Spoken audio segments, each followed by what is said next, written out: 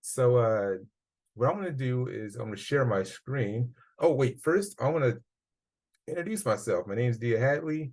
I have been animating in video games for 18 years. Um, and the only reason I know it's 18 years exactly because my daughter was born literally a week before my first gig. Uh, I was out in California, recently moved from Tennessee to California, had my kid, started work. I was I was in grad school, but I dropped out. Not trying to say you guys to drop out or anything, but I dropped out, moved to California, and I started getting into it. I am going to sound like a grandpa here in a few seconds, but no, we did not have all the beautiful resources that you guys have today. Uh, mighty, I had got my undergrad degree in graphic design and didn't have. All right, about to share my screen, sorry, but didn't have any prior training before my grad school, which was two classes that I took, and I didn't want to write a long paper for my thesis or whatever. So I bailed, I chickened out. But I guess 18 years later, I think I did okay. Did all right. So what I got here is a little character that I'm going to animate while I'll go over everything that I can think of within a couple minutes of the game industry as an animator. Um, Part of my little intro, I did want to show, because I don't know how good the video will come across if I actually played my demo reel or anything. So I'm just going to send a link. And if you guys just want to play that at some time uh, during, I guess, either after or before or whatever, you guys can. Oh, wait, just going to throw it in the chat. And also, okay, yeah, there's a Vimeo, the link. Oh, the Vimeo didn't come out. Hold on one second. The Vimeo has some of my film stuff that I worked on. So I've been working in the game industry for about 18 years. Just recently, one thing again. Recently, during the COVID, that year of the COVID, I actually moved out to Canada to work on film stuff, which I worked on Spider-Man No Way Home. Okay, for whatever reason, my Vimeo won't come on, so it doesn't matter for right now. But with my LinkedIn account, go ahead and like what you guys are doing now, I commend you all for what you're doing because you are connecting, and connection is probably one of the biggest things that you will ever have, the biggest power you ever have in the game industry, in any industry almost, because there are well qualified individuals out there to do many things that I do today, but I'd rather work with somebody I know that I'm comfortable with, that I have worked with before, and then get a random person, a new person off the street or from whatever, no matter how good they are, because you just don't know. So connecting, getting to know each other, all that is probably like the best thing you can ever do. So what I'm going to do while I talk is I am going to animate this little booger doing a small jump cycle. And as I do this animation, I'm going to explain the difference of in-game animation, what a game animator does, why it's important for a game animator to know just as much, if not more, than your average game developer. Because 9 times out of 10, if you're animating for a game, everybody from designers to coders to obviously supervisors, art modelers, riggers, they're all going to have to talk to you at some point, and you're going to have to talk to them. So if you're a designer, it's really good to know the ins and outs of animation just so that you can talk to animators properly. Not like there's a proper way to talk to them, but just like so you understand certain things that they're going to do and why they're doing certain things and things in that nature. Because I dealt with a lot of good and bad designers. Bad as in some of them don't, take care of the small things, where just understanding what the cost of, making certain adjustments and various actions that they probably want. Oh, losing my notes here. So I got like 3 monitors and I can never keep track of anything when things need to be. So before I jump into 100% what game animation stuff is exactly, a little bit more about my industry path or my path into the industry. Like I said, I didn't drop out of school. I dropped out of grad school. I went to school, got an undergraduate degree, went to California, started working. And from there, I was in California for about 5 years, and then moved to Texas to work at Gearbox Software, where I worked there for almost 12 years before I moved on to Sony ImageWorks and Cinesite to work at in the movies such as Black Panther 2, Spider-Man No Way Home, the recent Witcher Foundation, I think it was. And it was pretty cool. Pretty cool. It was nice. And then I'm back into gaming now. I'm here in still in Dallas, Texas. I was up in Canada for 3 months, then moved back. But I'm here working remotely. So you guys are basically in my office space. And I work for Ruckus Games. It's a new game startup company that a group of us from Gearbox have started up. I was going to be one of the founders, but I chose to do movie stuff instead. So shame on me, maybe. I don't know yet. When game companies first start, usually it's a bit of a rough patch, just because you got to find investors and all this other stuff, which is crazy. So the thing the game animator does the most is obviously animate. The thing a game animator must know is limited, not limited, but it could be quite a few things based off of what kind of studio you work for. When I was at Gearbox, all I did was animate.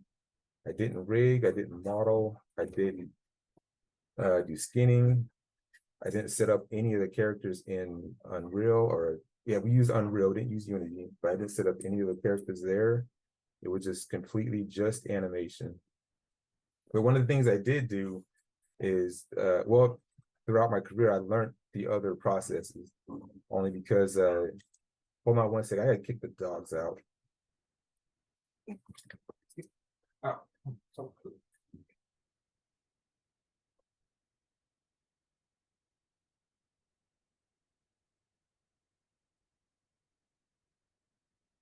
All right, I just have to kick one of them out. The other one won't do anything.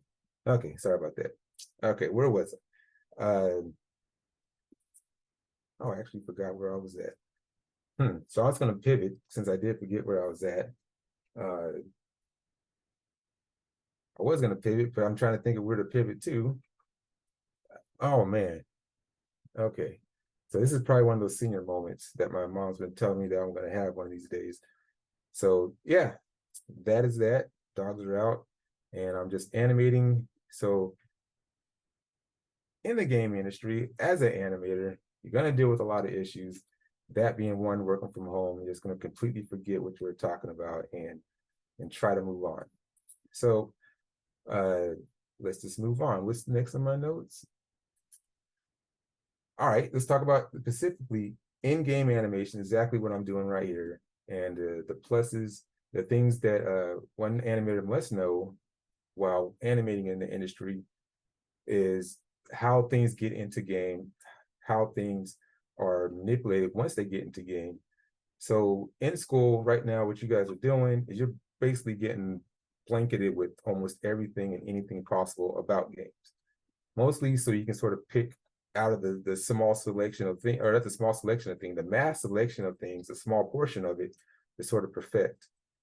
And like I said, specifically what studio you work at is going to determine what you actually do. Like I said before, I think that's where I was at before the dogs came, was as a at Gearbox, I animated specifically I did one thing, which is animate. I got to animate characters, creatures, and everything. At my new game studio, where I am actually the only animator, it's completely different. I am doing all the rigging, all the animating, all the implementation into the editor. I'm not setting up the characters only because I sort of dodged a bullet. I just basically told them I didn't want to. And we have about 6 engineers that are there that are helping out on that aspect. So I dodged that bullet. The only reason I dodged that one because for me at least, it is a headache because I never did it before, and learning it after so many years and things changing almost at a constant, just gets a little too much for me. But I do know it because obviously I do teach it. Taught last semester the intro to gaming, which was pretty cool, and went over basically all the stuff that I'm doing now. And this little jump animation, what I'm going to show you guys is basically, this is just another more or less a bouncing ball. If you haven't animated or took an animation class yet, you are going to get introduced to a bouncing ball. And once you get introduced to that, that's basically all the information that you actually need to know, and the only thing you actually need to know to be a good animator. And animation is really easy to learn. It's just very time consuming and very long. It's a long journey to sort of master. Like even to this day, I don't consider myself a master of any sorts, but I guess I'm good enough to present in front of schools and get paid for it. So that's my only real credential of what I'm doing. So right now I got the jump animation going, and several things just to tie this into what most of you guys are doing. And from my understanding, from what I could hear from you guys introducing yourselves, you're mostly designers. How do I know that? Because y'all just look like designers. I mean, I can't help it. Y'all just look like them. Mostly animators look different. I can't tell you how different or what kind of different they look like, but they just do. But you guys look like designers, which is fine. I love designers. They make my life a lot easier because they get to do all the hard stuff. I just get to have the fun and just make things move. So this little yellow information right here is basically going to be my start to loop. So in game, when the player presses the button, the character jumps. I probably take this from frame 5 to 7, take it out just because the lag time, and because I know how impatient, especially I was when playing games. If I press something, I need things to happen ASAP. So as an animator, those are small things you got to know. It's like, oh, my animate. If the designer says your animation is taking too long, that's a bad thing because you don't want your animations to take that long, especially if the player sort of has to pay the penalty for it. So basically, this portion right here will either be scrapped out or over a frame, just jump into this squash position and then pop straight up and come down. And the only reason I have it to where it comes down here and I sort of cut it off, that's where I'm going to have basically an idle, where it's just going to stay in this pose. Oops, messed up. This one. Yeah, it's going to stay in this pose right here. And it's going to be so-called the fall idle. So the character is going to jump and it's going to fall here. Therefore, if it falls any further than what this plane is being in game, it'll just loop into this loop until it actually hits. And then this last portion will just be the land. And the reason all this is important, although this is a really small, quick animation, it's just the information that the animator will present to the designer, whoever is implementing this, or if they're implementing it, this is something that they would need to know. And for game animations, in-game animation specifically, these are little things on a little scale that a lot of animators will talk and communicate with their designers and fellow co-workers. So if you guys are going to be designers and you're going to talk to animators, it's good to know to have an animation class just to go through the process. And like I said, I do teach the animation class here. And big studios, I'm doing one thing. Small studios, I'm doing everything. And sometimes you may find yourself in that position as a designer. A group of you guys want to make a game. You're all designers. You're like, well, who's going to do the animation? Who's going to do this, that, and the other? And it's fairly simple, like I said, to get good at. It just takes a long time to master. But the information as far as what Unreal or Unity will teach you, you can learn that fairly fast, and you can get a pretty good grasp on that pretty easily. So let me make sure I do talk on some of the, I guess one of the things I did have was cinematics in games. Obviously, cinematics are basically small movie clips that are placed into games. And as an animator, like I said, I worked in film. Cinematics and film are really closely related, really closely tied. And the only difference, as of now, things are starting to blend in a lot more. Film starting to use Unreal, and a lot of game studios are starting to use film animators to do a lot of the in-game cinematic works. But a lot of the obviously a lot of stuff cinematic wise for video games is done in Unreal or Unity, and is done to a high level to where the pipelines and movie industry is slightly changing to sort of adapt those things. So working in video games, you are on the cutting edge of quite a bit. Um, so with that, let me think. Yeah, I think I hit all the points I wanted to. Uh, I wasn't sure how long I was supposed to present. I mean, I can keep on talking forever, especially about this whole field of things. But no, this little guy, I got him from Figgins, or Kyle Figgins is a website that I used to. He's been around for a minute, but I just grabbed one of his rigs just to make sure that I got something to present to show you guys. I truly like to do this. I do this all day, every day, just about, is just animate.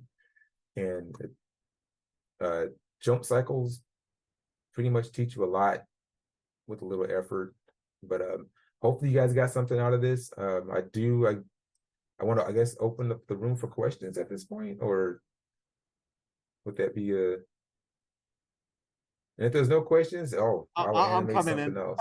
No, I Okay. think opening up the questions would be good, especially so just to kind of reiterate to everyone in the room really quickly. Well, actually, we could also put on your animation reel. Okay, I can stop Wow. sharing. So that people can see. Yeah, if you stop sharing, we'll put on your animation reel first, and then I will come back and we will do questions. If you, those in the Zoom, if you'd like to queue up some animation questions or game animation questions now, you can do so in the Q&A panel. So if you get a couple of questions ready, we can go through those digitally. I can go through people in the room, get questions here. I've got a couple of questions of my own. Probably our board members do as well. So, but let's check out the animation reel, because I know that was how we were supposed to open originally, but we had some technical issues first. So we'll do that. Also get 1 second. You gotta share your screen so you. Yeah, for sure. 1 second. Yeah, so give me 2 seconds. So if people want to queue up some questions while I share my screen, and those of you out here start thinking about your questions now, give me 2 seconds for technical difficulties as I share this so everyone can see it. Video. What's that? Video. Yep. And well, I'm thinking about the audio right now because I have to mute, but we'll see how this goes.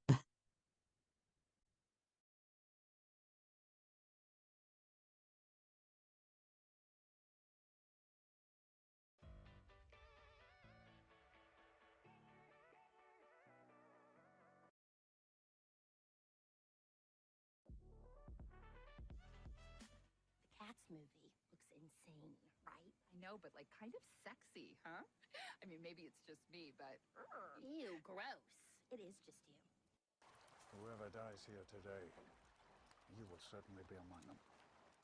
Most kids take their driver's test at 16, not you. You're gonna be the weird spandex bike guy until you're 21. And I'm buying you the shorts, and you're wearing the shorts.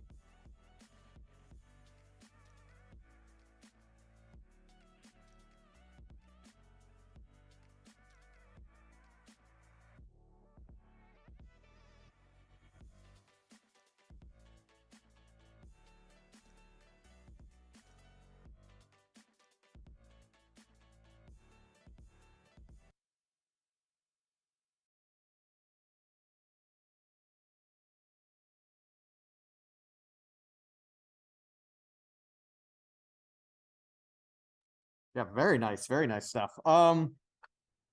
So I don't have a question in the chat, in the Q&A just yet, but I do have. I'm going to start with a question of my own because I got the mic. Ha ha ha. Also, I like to get it kind of kicked off so people can kind of see what we're doing. You talked a lot about this already, but I kind of want to get a little bit more info from you because this is something I've been thinking about too.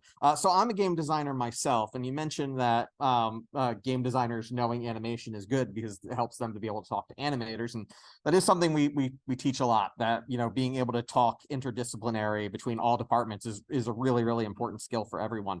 I'm curious from your perspective, how important you think it is for a designer to know about the specifics of animation, things like the 12 rules of animation, anticipation, et cetera, just in terms of not just like being able to talk to other game designers, but also for or other animators, but also in terms of designing games themselves. So much of game design is feedback to the audience, and that feedback includes like visual things like so not only does a punch need to feel good when you like from like an input standpoint, but also it's like kind of communicating to the player like what the state of the game is. And I feel like knowing good game animation, a term we use is game feel or juice, like knowing animation and knowing the rules of animation like plays such an important part in that feedback. So I was wondering if you could possibly talk more about that, especially because we have a lot of designers in the audience. Yeah, so the knowing animation is highly, it's not just for animators. It's like it's everyday feedback that we all have, that we all take. It's like if you're watching any kind of sport and there's a collision that happens, that collision in itself has so much information in it. Not that we, have joy in people getting hurt or anything, but when like a hit reaction in the game, things need to be instant enough, but not so instant that it looks fake, that it looks unnatural. And the whole thing that you get out of like say a Pixar or a Disney or DreamWorks film, although the characters are stretching and they're cartooning and stuff, is all about believability. If things aren't believable, then people will detach from it. So the more the designer understands, 12 principles of animation, this animation in general, even if their game doesn't even have animation in it, there's still a lot of information that it could still convey just from simple, like you said, a punch or whatever, like the wind up, the deliver. In real life, things would take a lot longer. In games, you want things to be faster so that the feedback can happen the faster, the player feels like they're actually doing the actions, and you still got to make it believable. And that's where a lot of knowledge of knowing animation just in general will help out in those things, because a lot of times most of our feedback comes from people that don't animate, that don't see the nuances that we see, but they see the general look of something and maybe feel that, oh, you know what, something feels off on it. And it's like, you know what, you don't know exactly what feels off, but you saying that will make me dig even deeper into whatever I'm doing to understand what feels off to the normal person. Because I don't know if anybody's seen it. Hopefully I'm not doing spoilers, but if you ever seen the newest Flash movie, it got terrible reviews. And when I watched it, although I just love to love anything, there were a lot of things that were in it that the normal person, like my wife sitting next to me, she was like, what's going on with this shot? What is happening? And I say, hey, they didn't finish the shot. They just put it out there because they needed something to happen and it is not finished. But the average person is basically what you and I are actually trying to attract to our games, to our animations, to communicate to. So it's something that knowing the principles is highly recommended as a designer, as anything, as far as just like knowing film and good camera setup, cinematography and stuff for video games. It's good to know those things, and it'll just only make you a better designer if you do. For sure, absolutely agree. I'm gonna look over the chat here. I see Rob's comment for quick. Do we have anyone here in the audience who has a question for Dia? Yeah, hi. I'll read the question back. So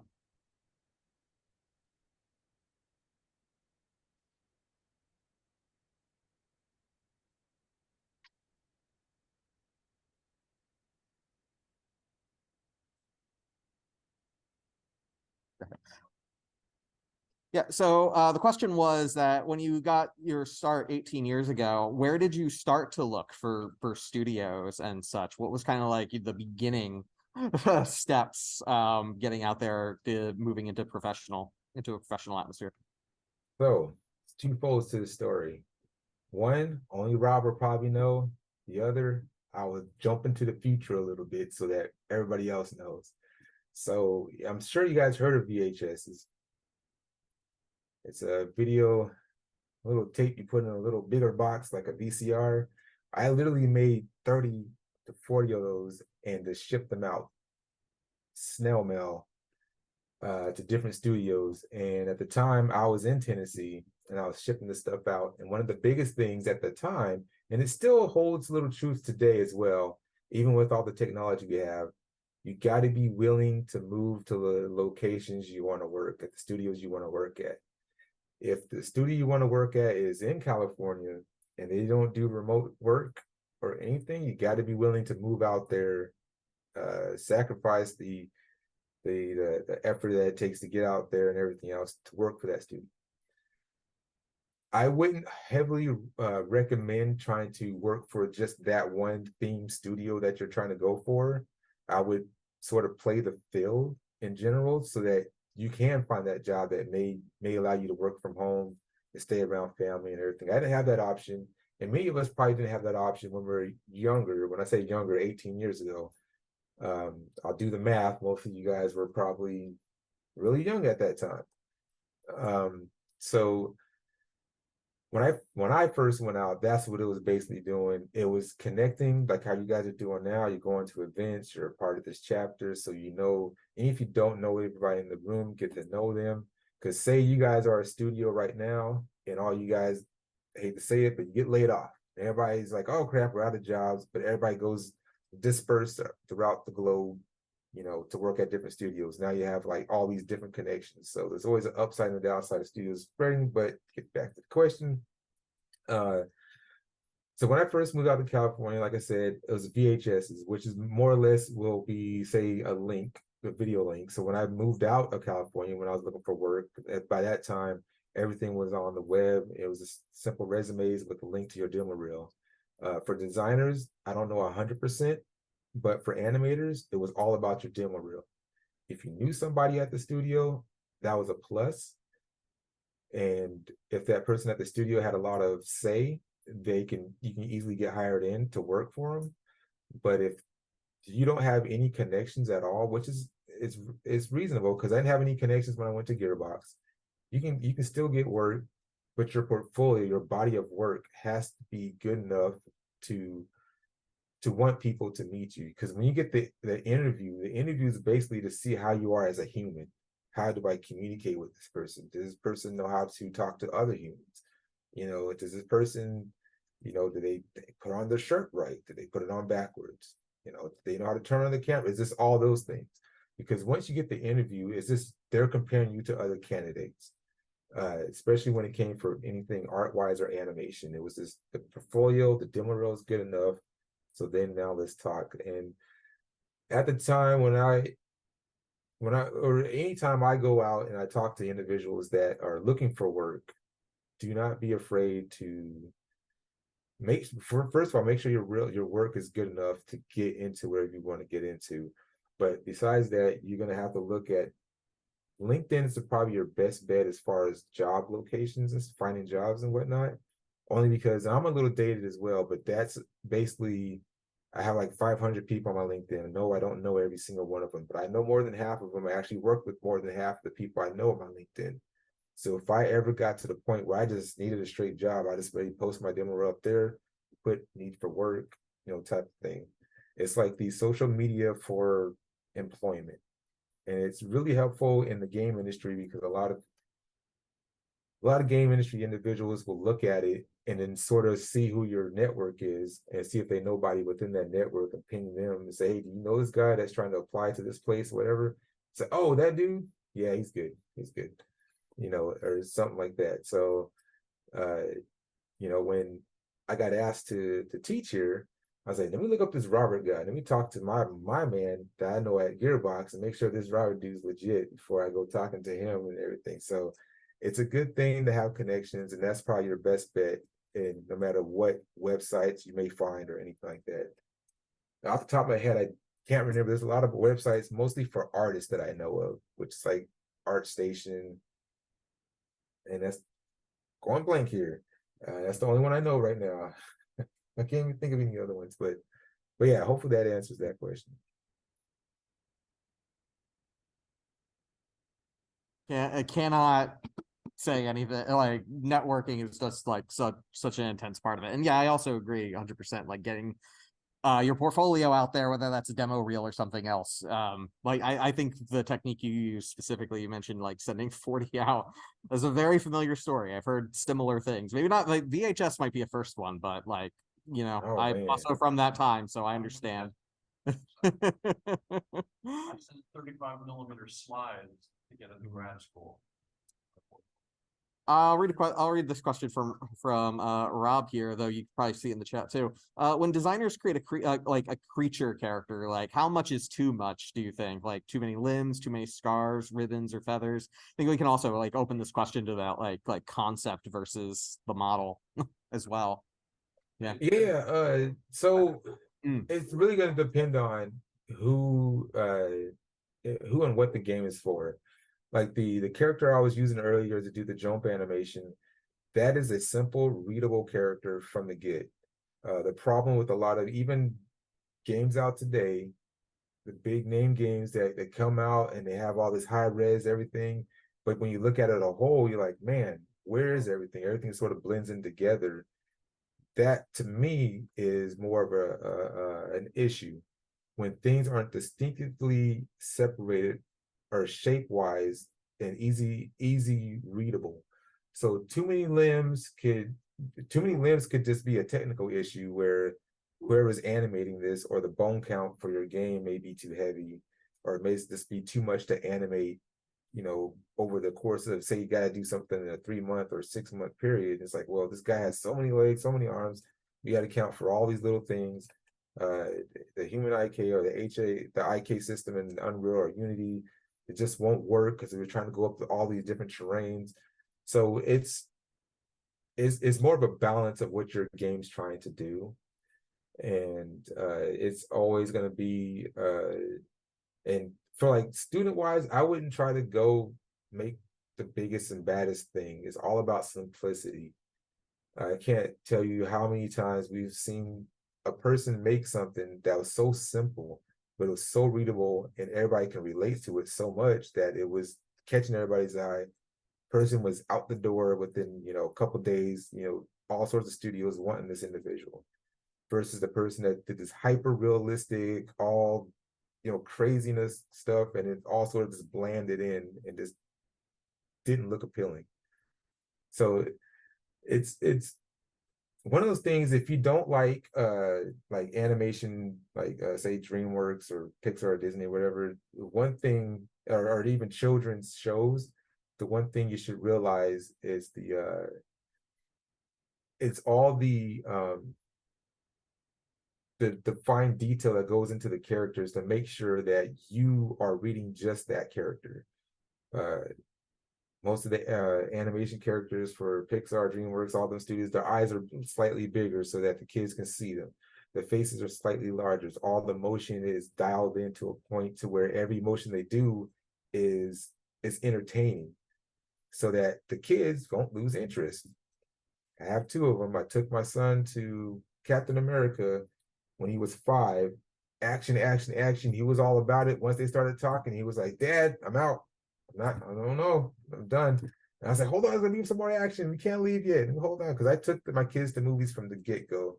And that's one thing I realized from the start is when every time you watch the animated film, every shot was geared to entertain you versus a live action film where most shots are for information to portray to the audience that certain things are going to happen. So I know it's a long-winded character creature thing, but too much to me is when it's not simplistic. Keep it simple, especially as a student. Keep it simple, keep it vibrant, and make sure it's readable to your audience. Questions? Oh, okay. Oh, Yeah. Oh, no, I'm sorry. I didn't know, sweet. I can't actually see over here. no.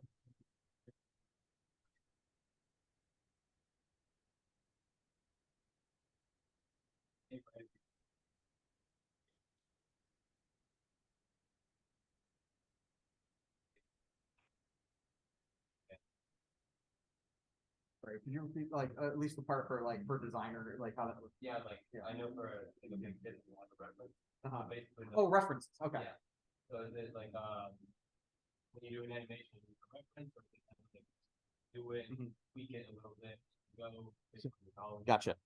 So Dia, what's your feeling on references, particularly in regards to animation? Do you use references? Do you kind of like try to just kind of like feel out what the animation should be naturally? Like what's your, I know that this is like a take that like different people have different answers to.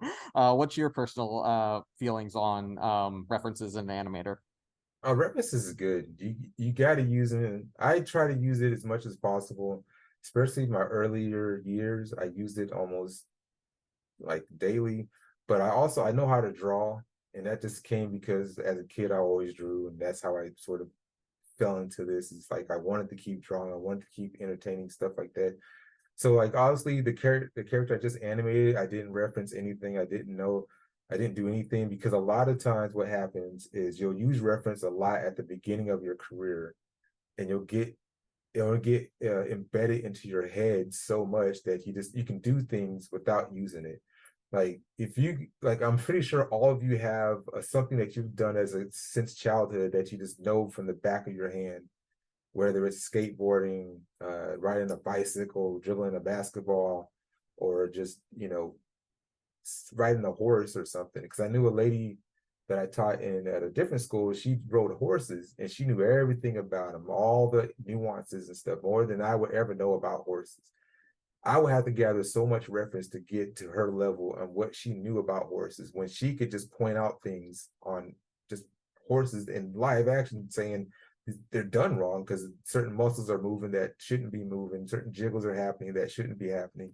And she barely knew how to animate.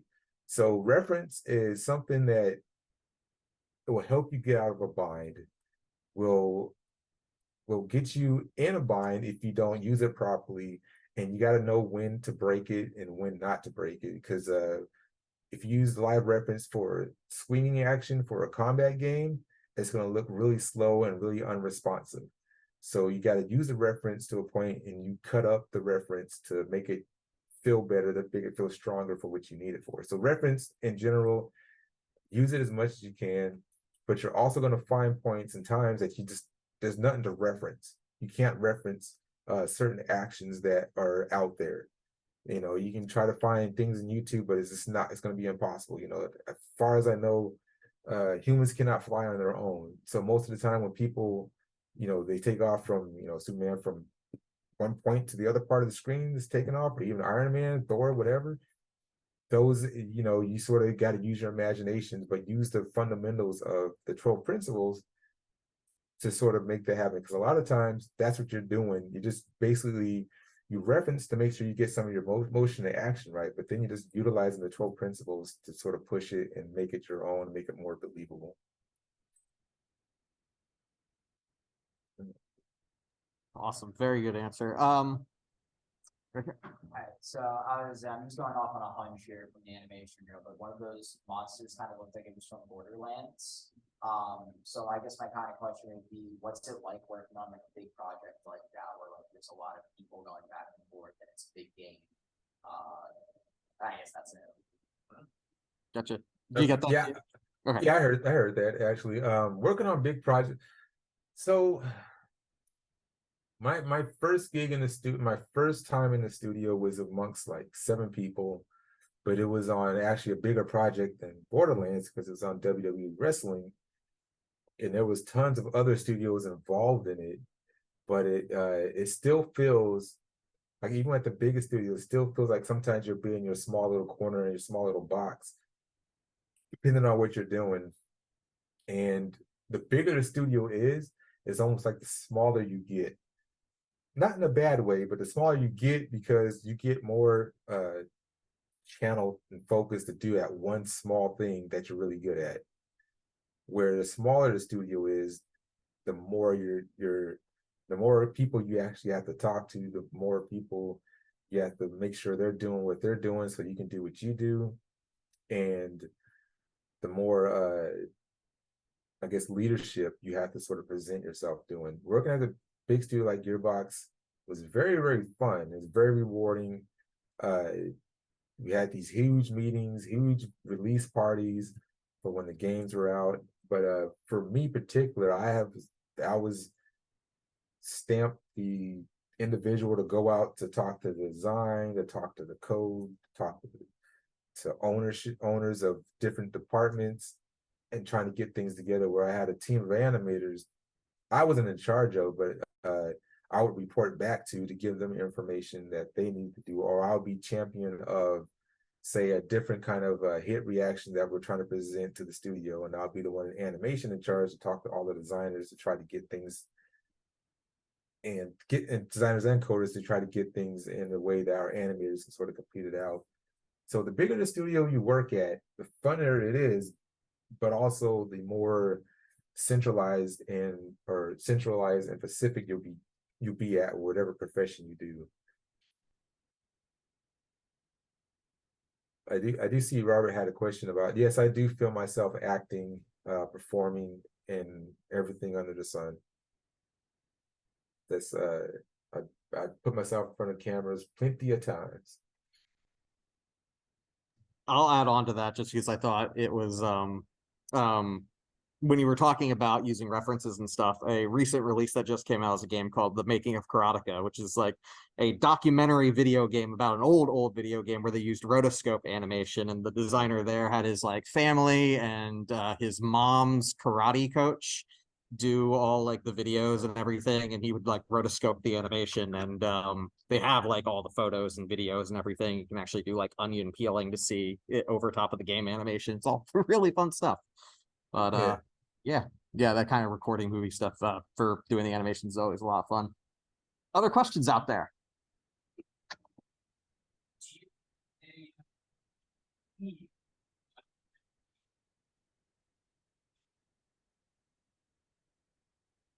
Do you have a pet peeve that like of notes that you might get from, say, a designer for like a note for like your animation or something they want you to fix or change, or just like something you see common that's like would be a pet peeve for you?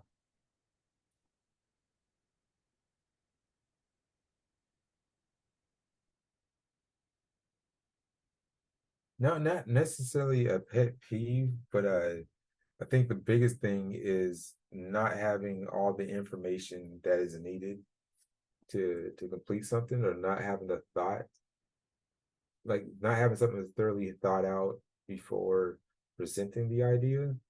Because a lot of times what will happen is an idea will be, say they want a certain character to do a certain amount of things, but they won't go through and figure out like, okay, if this one character is able to do all these things, all these different abilities, and make other enemies, do all these different hit reactions, maybe they didn't take into consideration how many animations would have to be done for each character enemy to make sure that all the abilities that this player character is doing can be addressed.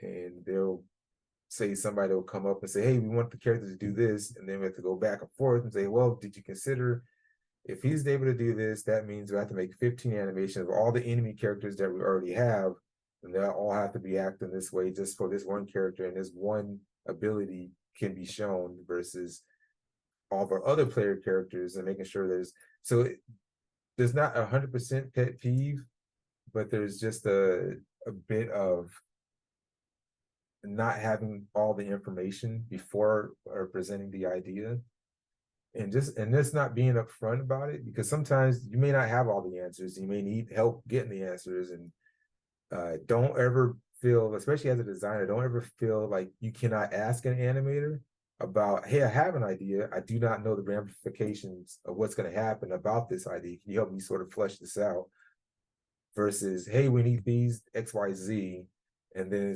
it's a whole thing where because the animator right off the bat might not know, and then they'll go back, they'll start animating, and then it's like, oh well, crap. If I do this, that means I gotta change this and I gotta change that. And so it is sort of hard to figure out exactly what a pet peeve of mine would be, but I've heard a lot of things, but I don't know. There wouldn't be one specific pet peeve that I have, I guess. It's just more or less not having all that information. Sure, for sure. Should we jump to Rob's question, or we have a question from the audience? Oh, right here. You here, and then Rob. Yeah.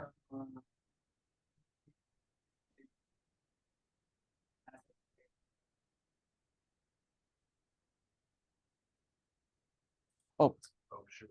what was the asset that you got for the robot that you showed earlier today? I know you had mentioned it, but we just want to see if we can get that repeated and maybe share a link. Let me throw this in chat. So this is Kyle Figgins. This one, it costs about $30. So he has. So I've been following him since I started animating. Trying to see if I can find his homepage. You might just have to dig around.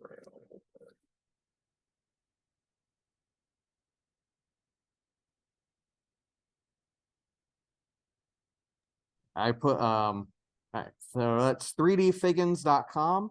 The link is Zoom, but we also put the link, we're also putting the link in the IGDA Discord as well. Yeah, you can so he has a lot of stuff for sale, like in a store. You can buy a lot of these rigs, and they're game ready rigs. Some of it is real heavy, and you have to have an understanding a little bit of just how to set them up, because he relies heavily, like a lot of the game animations rely heavily on reference. Not reference as a gathering reference, but your files are referenced into another file, so you have your main rig file. That main rig file is referenced into a file that you would do all the animations in.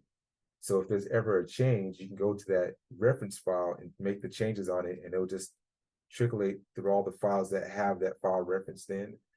And it's something also I teach as well, and that's something that we use heavily in the industry, because we'll have because things get out onto production floor pretty fast, and not everything's done. Not everything's 100% perfect when it comes out. So that's one thing when you do look at his rigs and everything else, be cognizant of those things that are there. And like even the mesh that I had with the character, I don't know if it has a dumbed down version, but there was way too many polys on that particular character for a game character. Although it does have the ability to be exported into game. You could probably use it for some quick things and whatnot, but yeah.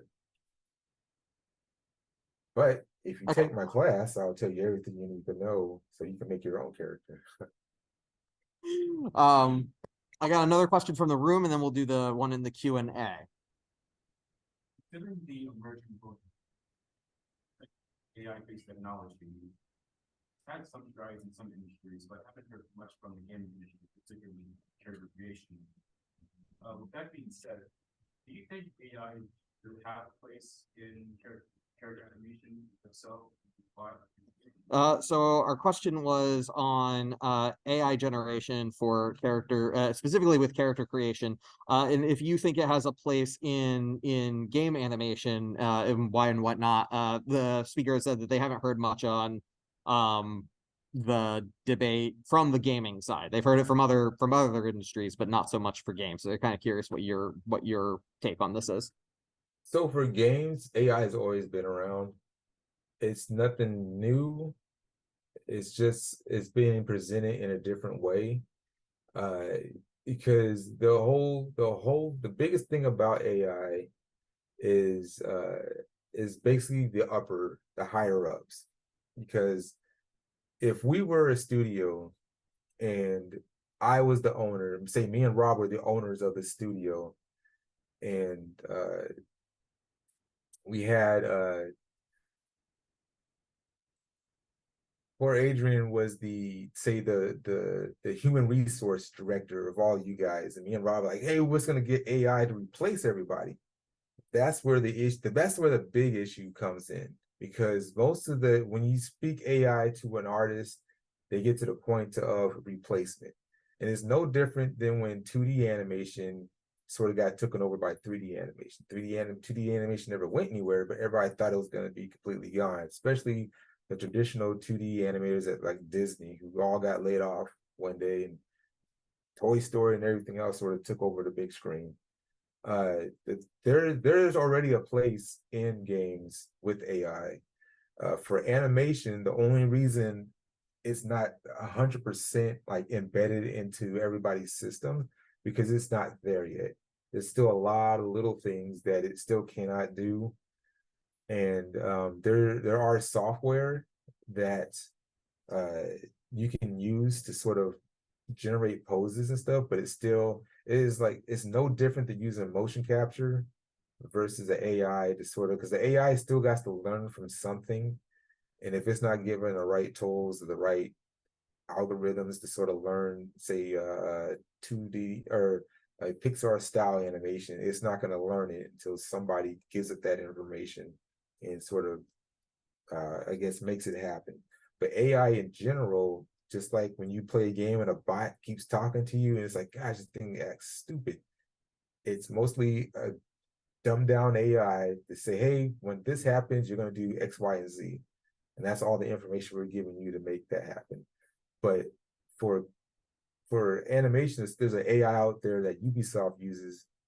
I wouldn't say it's AI, but it's AI in the sense of all of the animators doing, or all it's really doing is a whole bunch of motion capture data is of this guy running around, and the AI is grabbing all that motion capture data and sticking it on the player and just playing it real time as you move around the joystick. So if your character's running and you go to the left, it's not like a specific animation that makes them go to the left. It's a combination of all the animations that the system has learned to sort of make your character look like it's just moving real time. So it's out there, it's being used, but it's not a big thing to replace, because like what you're thinking of is like, why would I want something to replace a thing that I love to do?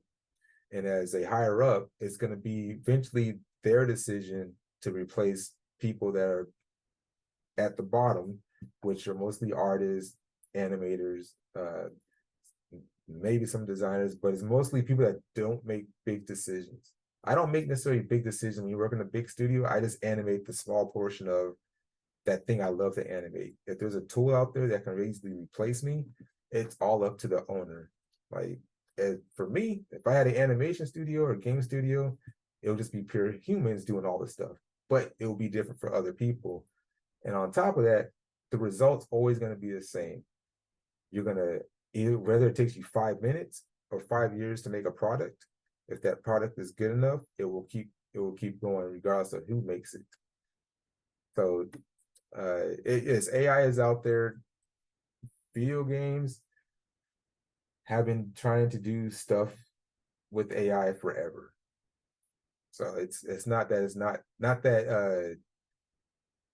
I don't know. It's a real touchy subject as well, but it's not that it's not there in games. It is there. It is very, very present, but it's just we've been trying to do it this whole time. Not me, but others. Question from Amir. How different is it for animating characters and VFX? So from characters to VFX, like how different would you say the animation is there? So VFX, mostly the big difference is I wouldn't say I mean, how am I trying to say this now?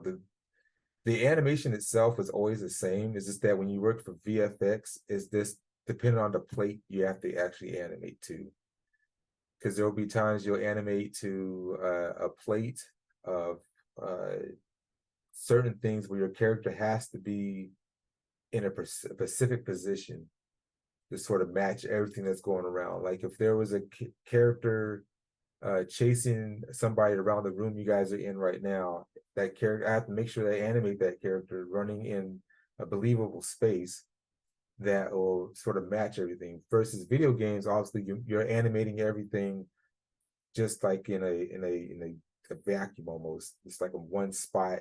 Got to make sure it looks good all 360 view and stuff, but it's just that one spot, and that animation is going to eventually be put in a system that's going to blend it with a whole bunch of other animations to make it something. But so there's really is three different things. There's VFX, feature film, which is like your Disney and stuff, and then video games.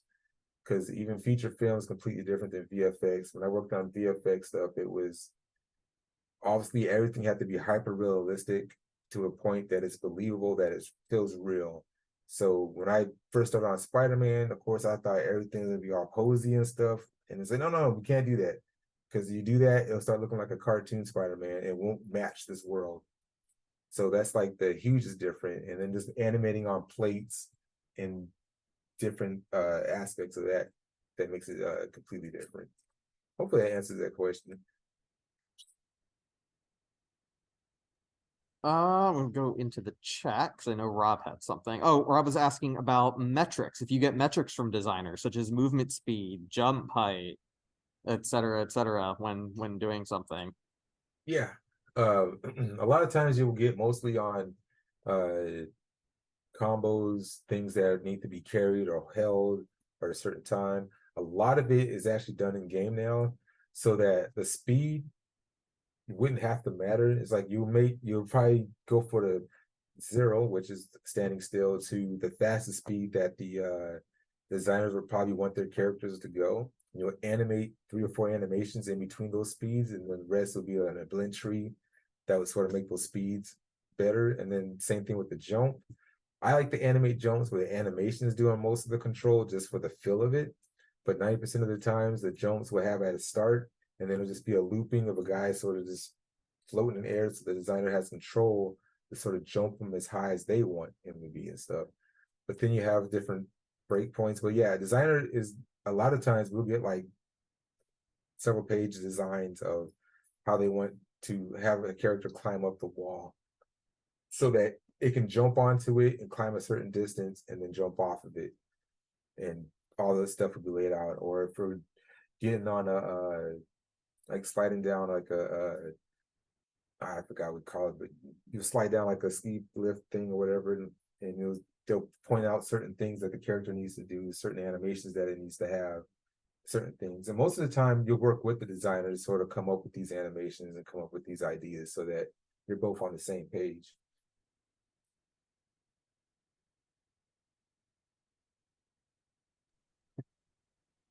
Awesome. Oh, okay.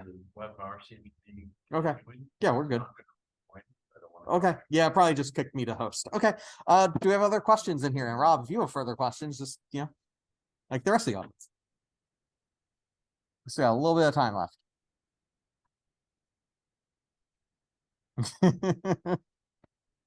No questions from the chat. Okay. What's the hardest thing he's ever had to do? Oh yeah, that's a good one. What? Animation wise. Well, I have one that I'll follow up with that too. But first, from Rob, what is the hardest animation you've ever had to do? Would you say, or was it one of the bigger challenges?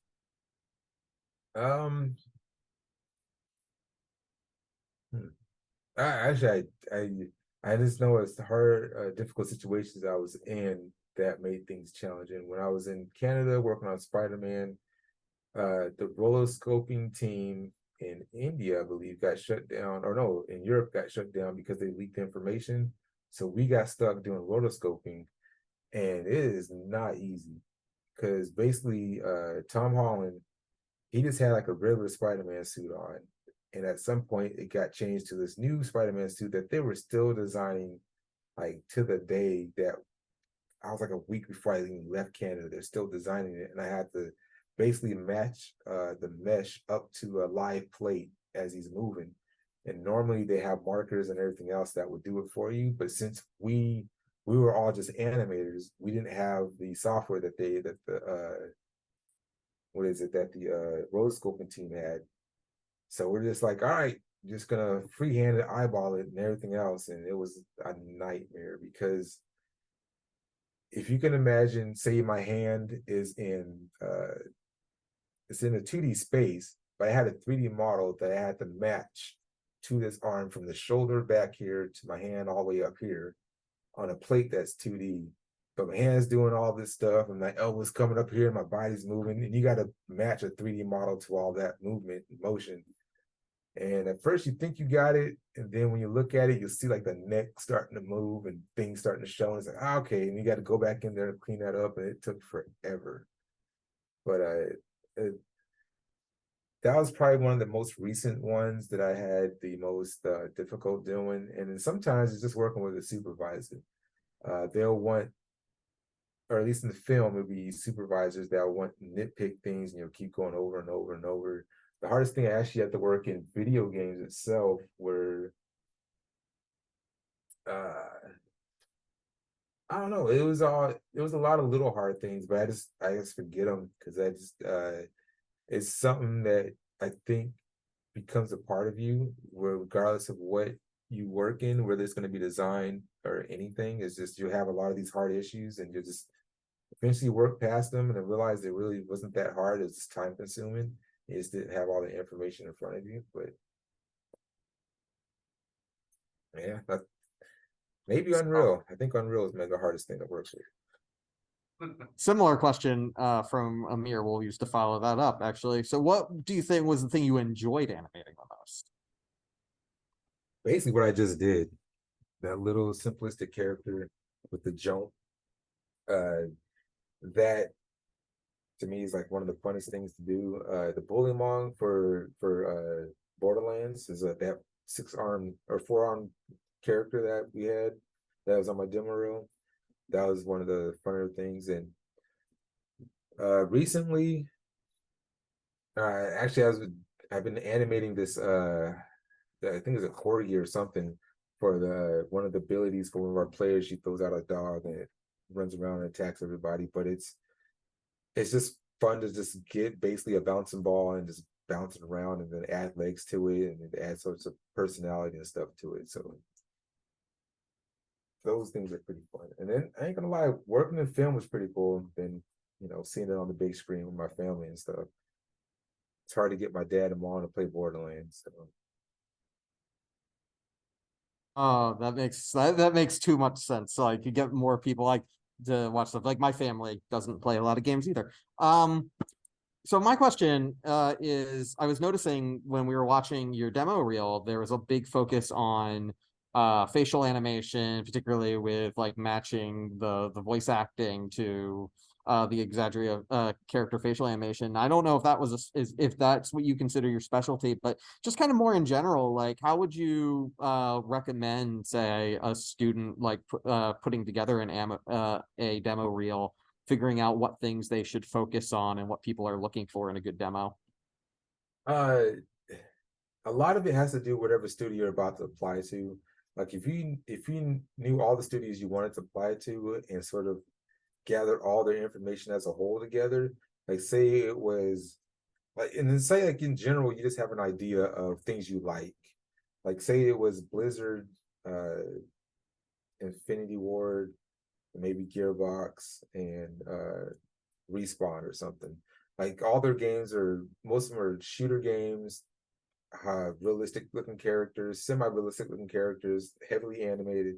You can sort of do a demo reel that sort of has all that stuff in it. Versus if you're like going into something where it's like Jack and Daxter or well, I guess in Sonic there's all sorts of crazy stuff. But like if you got Callisto's Protocol, even more Call of Duty stuff, because that's all motion capture. Callisto's Protocol was a lot of motion capture. You might want to gear whatever it is towards those things. And as a designer, you want to sort of do the same thing. You want to show things that are similar to whatever studio or whatever field you want to get into. So my animation reels, mind you, I've been here for forever, are just all over the place, because most of the time I find work or I shoot for work, it's because of a buddy I know. Somebody just reaches out, says, hey, we got this thing going on, you open to work type of thing. But most of the time, if I are looking for a specific, like if it's in games, and especially if those games is action and creatures, I would send my my creature reel that I made send that over, so it's specific on what that is. And then some of the acting shots, that was some of my newer stuff that I was doing to get into feature film and stuff like that. I would send that over to, say, a Disney or something else to sort of get that kind of work.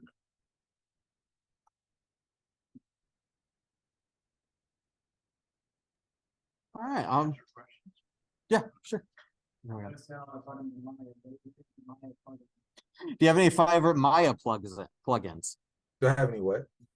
Favorite Maya plugins? Animbot. Let me see if I can find the link for that. But Animbot I thought it was a monthly paid thing, but I think it hasn't. But it's an animation software. If I can spell it right. Animbot.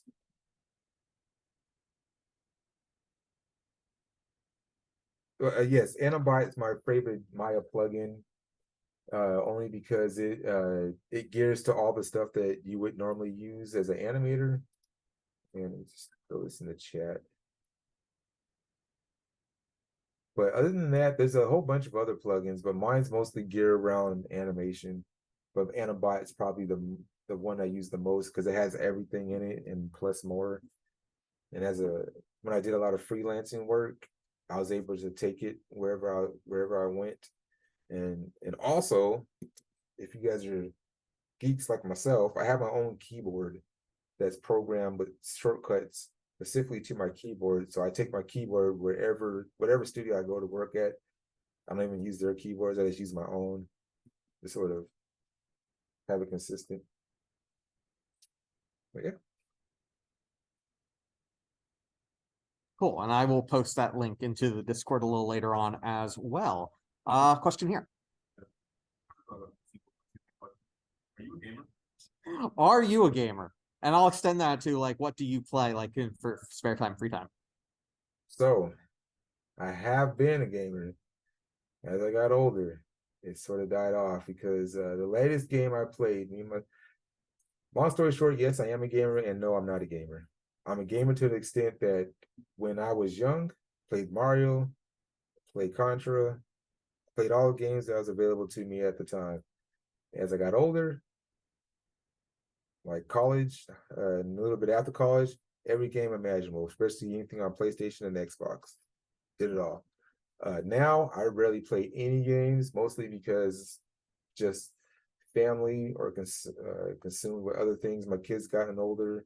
My son was basically my gaming partner for the last 10 years. My wife before that. And the only time I really play is when my son and we sort of geek out over certain games, and I watch him play mostly now, just because I don't have the patience to sit through 13 hours of gameplay stuff. It's just not what I do anymore. Yes, that happens. It happens to the best of us. Absolutely. In the Q&A, well, I think you might have answered this question already, but Kyle was curious if you played Starfield. Actually, no, my son had downloaded it. I watched over his shoulder for a bit, and I've been wanting to, but it's one of those commitment things. It's like, oh, because as you get older, you'll just find yourself either you can commit to a bunch of gaming and other things, or other things and some little bit of gaming. So the little bit of gaming I do is very small. I used to play a lot of Titanfall, and it died off, but I played it so much it almost made me sick. But I don't play it as much. But Starfield, I've been wanting to play it, but I just don't know how much of a rabbit hole it is for myself. Yeah, I'd say I relate, but then I'd have to ignore that 110 hours I have in Baldur's Gate 3. Let's see what we're doing on time. So we got like maybe 10 minutes. I mean, Dia, I don't also want to monopolize your time as well. So, but that being said, like meeting technically ends at 9. So, Okay. If there are questions, do you have time for more questions? I can give a few more minutes. Yeah. Couple more minutes. Oh, right here. Yes.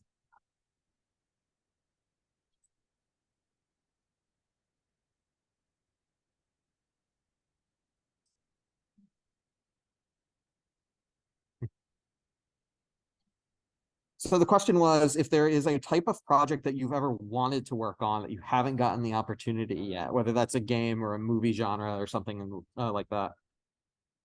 Two. Actually, well, it's one that I don't think will come back. Which would be God of War, not the newer ones, the third, which they're pretty good. I haven't even played any of them yet, but the older ones, those are always one of the projects I always wanted to work on because I like hack and slash type of games. And the older God of War, I think it was God of War 1 through God of War 3 or 4 Essentia, that were that older style of play before they came to the over the shoulder type closer God of War. But that's one project that I would love to have worked on. And then eventually feature film. Feature film is something like Spider-Verse. Like I left almost I guess 2 months earlier before I actually was gonna get put on it. But family didn't want to move up to Canada, and I didn't blame them. So went back to the States, but feature film and God of War. Definitely, for sure. Any other questions? Well, I think that's it then. Dia, I gotta say thank you again so much for your time, your knowledge. This has been great. I really appreciate it. If people wanted to like check out more of your work and such, where can they find you on the internet? Well, there's LinkedIn. I do have a YouTube channel, but I haven't touched it in ages. It'll probably show on there. But the website, let me get that up to you.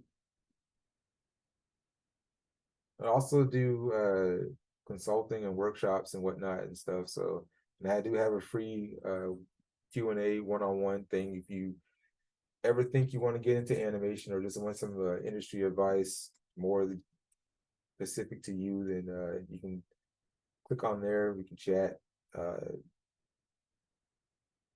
See what else I have, but yeah, LinkedIn also like I said before, definitely if you have an opportunity to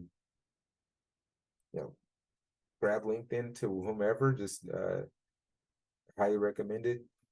Even though you guys are not animators, whatever, still like I have tons of designers that are on my LinkedIn account. And it's not like it's different than like you say your normal Instagrams and TikToks and everything else, because most of the people that I have connections to are the people I actually communicated with, worked with in some form or fashion, and most of them are designers.